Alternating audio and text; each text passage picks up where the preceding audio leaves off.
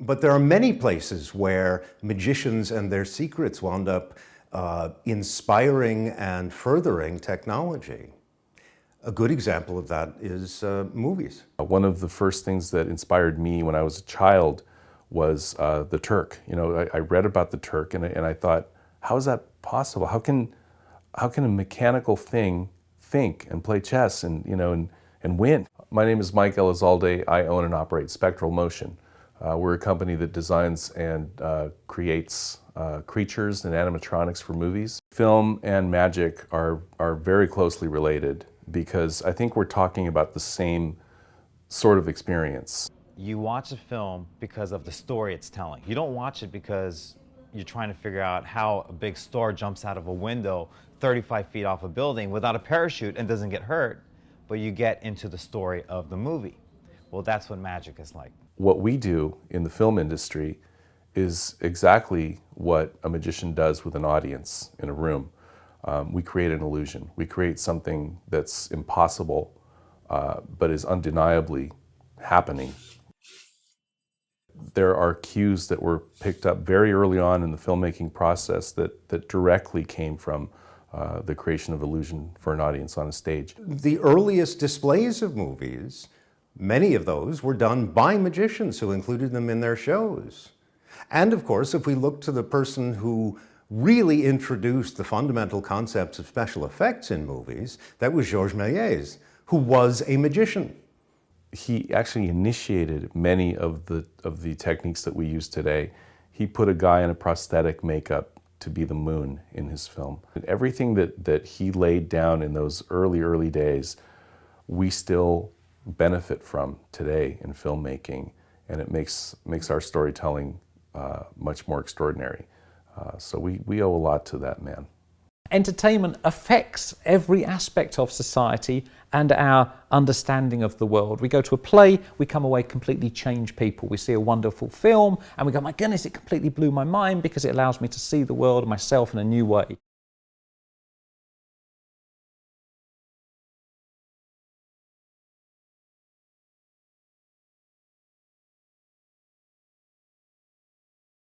The ethics of magic are something that I think often armchair practitioners of magic like discussing more than real performers, because I see no ethical issue with the performance of magic in any way whatsoever. It's a performance art. Last week I saw somebody in the same space pretending to be Hamlet.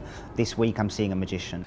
The moment you step off the stage and you say, you know that thing that you saw me do over there, that's real, I can actually do it, is the moment you've stepped into a very dark place. There's no doubt that deceptive practices and deceptive methods could be used for negative function and negative purpose.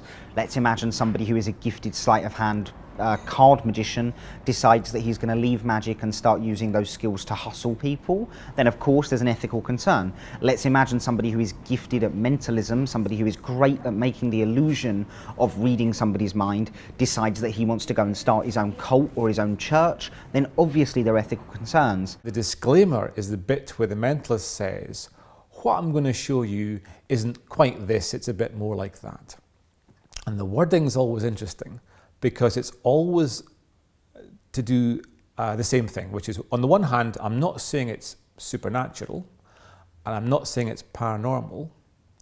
On the other hand, I'm not saying it's a trick either. Disclaimers don't work. What they mostly do is to make people feel like they've done their duty, but they haven't. Because knowing that disclaimers don't work, you are still left with the responsibility of figuring out what to do with the repercussions of what people may take away from your performance. Max Maven, who's a very good mentalist, has the red nose theory of mentalism, which is that you could be in a circus tent, you could be dressed as a clown, you could put confetti over people and put a custard pie into someone's face. But if you do one small little mind-reading trick in the middle of all this comedy and clowning, then afterwards there'll be a few members of the audience that come up to you, and that was very interesting with the custard pies and so on, but do you do private readings? There's no denying these techniques could be used for bad purpose, but if you're seeing a magician or a mind reader or a mystery entertainer within a theatrical environment, I believe that guy has full reign. He can do whatever he wants and say whatever he wants to create the illusion and the feeling that he's trying to create within this theatrical space. It must be very hard to live with. I always think that, I mean, I'm not musical at all, but if I'd made my whole career on being on stage apparently playing the violin, and in fact I was just miming all the time, it would be very hard off stage, you know, when people come up to you and go, "You're an incredible violinist." It must be very difficult to go, "Yeah, it's amazing, isn't it?" And all the time you're thinking, "I can't do any of it, I can't, none of it's true."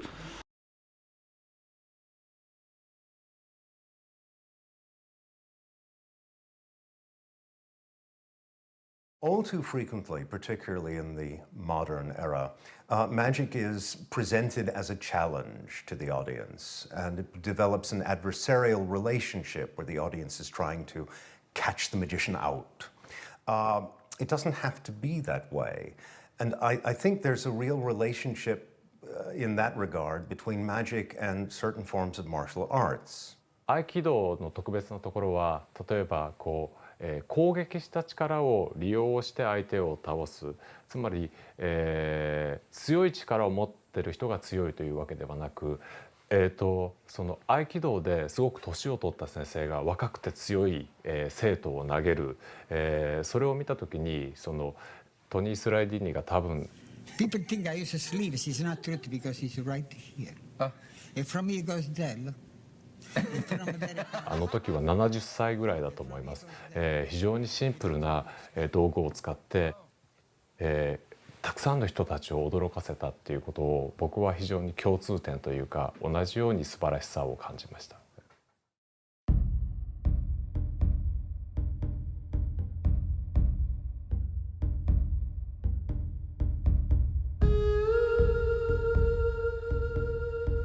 もともと日本のものの発想というのは肉体と精神が別々ということではなくて、肉体と精神と肉体が一体となって人間が出来上がって、そしてそれが普段の活動をしていると。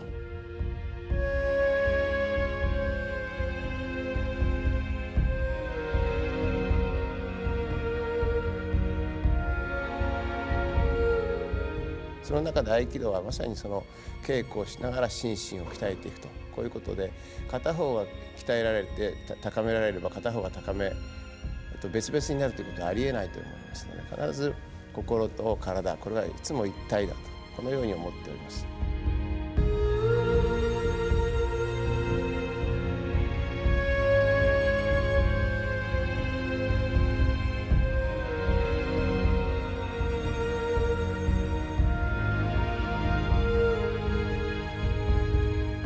合気道では心技体という考え方があって、それは心というのはマインドですし、技というのはテクニックとまたはスキルで、体はバディのことですね。で、その3つが、うまく一体化してこそ、合気道もマジックも同じように、調和されたものになるんだと思います。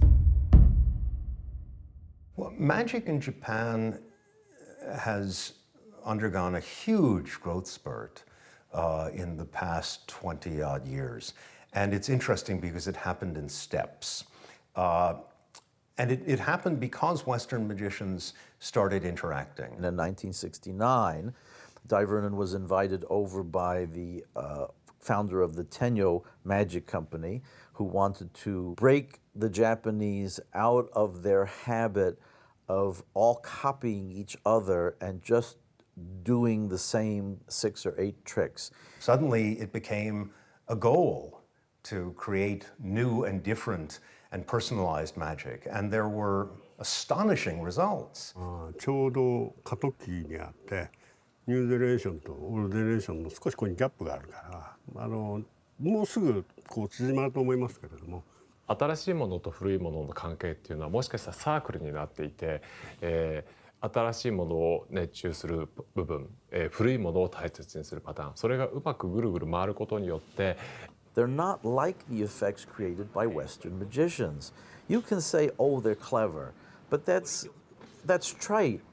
Lots of magic is clever. A very important factor is there's a level of ingenuity to these effects that fool and enchant Western magicians. その本がなかったら多分それ自分で調べるのは並大抵ではなかったので、というわけでやっぱり日本の、マジックの父は高木茂雄なんだろうと思います。でその後にやっぱりトンさんがいろんな、欧米のマジシャンを日本に連れてきてレクチャー会を開いてくださったんで、そういうところから僕は、学んで、今があるということですね。もう一つはアジアの中で日本は本当は先輩だったんだけれども、今韓国だとか中国だとか台湾だとか他のアジアの国々が少し日本のところに追いついてきてるから少しもう抜いたかもしれない。だから日本はもう一度日本的なことで考えていかないと日本のマジックはそのうちまただらっと下がってしまうけれど